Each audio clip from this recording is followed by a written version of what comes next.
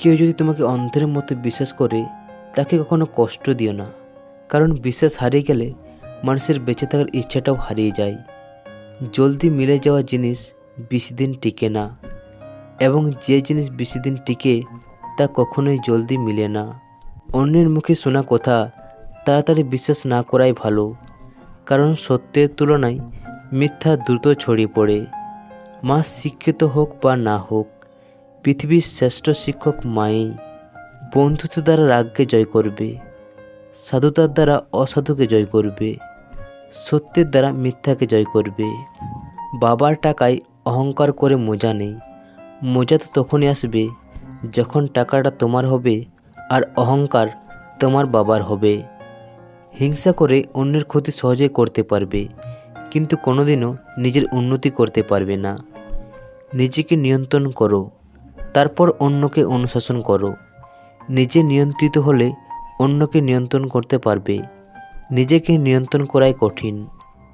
নিজের হতাশার জন্য অন্যকে দায়ী করো না, বরং নিজেকে দায়ী করো অন্যের কাছ থেকে অতিরিক্ত আশা করার জন্য।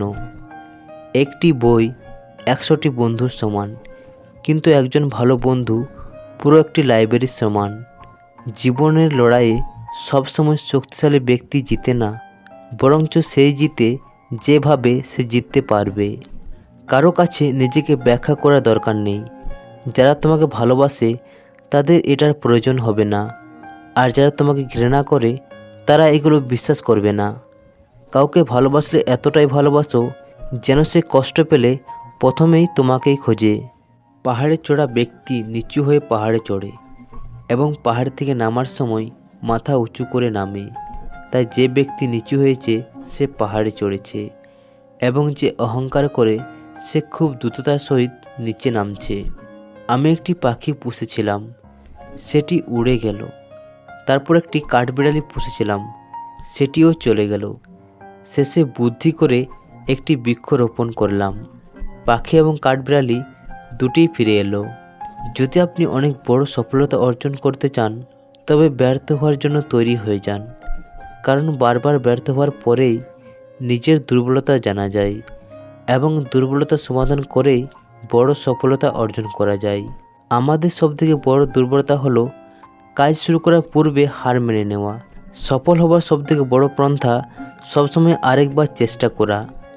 কে পাশে থাকবে আর কে থাকবে না সেটা প্রমিসের উপর নির্ভর করে না, একমাত্র খারাপ সময় এবং খারাপ পরিস্থিতিতে সেটা বুঝিয়ে দেয়।